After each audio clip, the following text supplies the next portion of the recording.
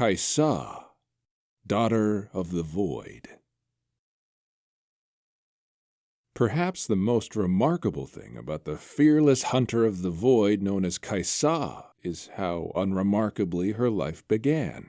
She did not descend from tribal warriors hardened by generations of battle, nor was she summoned from distant lands to fight the rather unknowable menace lurking beneath Shurima. Rather, she was just an ordinary girl, born to loving parents who called the unforgiving southern deserts their home. This is where she would spend her days playing with friends, and her nights dreaming about her place in the world. In her 10th summer, the young girl Kaisa's destiny would be changed forever. Had she been older, she might have noticed more of the unusual events that had begun to unfold in the villages. Every day, her mother urged her, stay home for fear of strangers wandering the land, demanding tribute to dark powers below. Kaisa and her friends did not believe it, until one evening they came upon a pen of sacrificial goats bought from nomads' herdsmen. Using the knife her father had given her on her 8th birthday, she cut their tethers and set the animals free into a nearby canyon. It seemed like a harmless prank until the unthinkable happened. The ground began to quake, flashes of light scorched the sky, and the children ran for their lives. The void had been awakened. A great rift split the bedrock, swallowing up Kaisa's village and everyone in it, leaving nothing behind but sand pierced with twisted columns as black as night. Kaisa regained consciousness to find herself trapped underground. She was filled with crippling fear, but there was still hope. She could hear the faint cries of other survivors. They called out to each other feebly, repeating their names one by one like a mantra.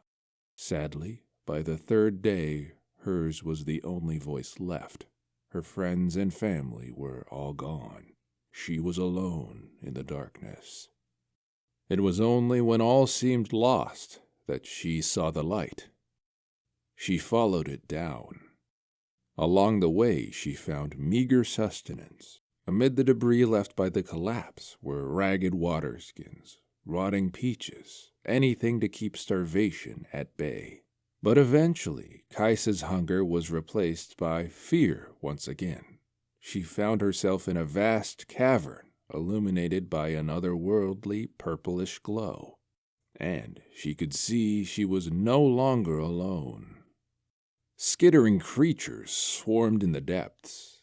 The first that came for Kaisa was no bigger than her, and she clutched her knife in both hands, ready to defend herself. The voidling horror knocked her to the ground, but she drove the blade into its pulsing heart, and the two of them tumbled deeper into the abyss.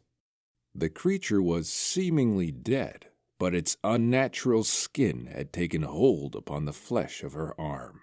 The dark shell tingled, but was as hard as steel to the touch. In a panic, Kaisa broke her knife trying to remove it, but when the larger beasts came, she used it as a shield to make her escape. Soon enough, she realized the shell was becoming part of her. As her daily struggle to survive drew out into years, this second skin grew with her, and so too did her resolve. Now she had more than hope. She had a plan. Fight hard. Stay alive. Find a way back. She was transformed, from frightened girl to fearless survivor, from prey to predator. For almost a decade, she has lived between two worlds in an attempt to keep them apart. The void hungers to consume not only the scattered villages of Shurima, but the whole of Runeterra. She will not allow that to happen. Though she has slain countless void constructs, she understands that many of the people she protects would see her as a monster herself. Indeed, her name has begun to pass into legend, an echo of the ancient horrors of doomed Acathia. No longer Kaisa, but Kaisa.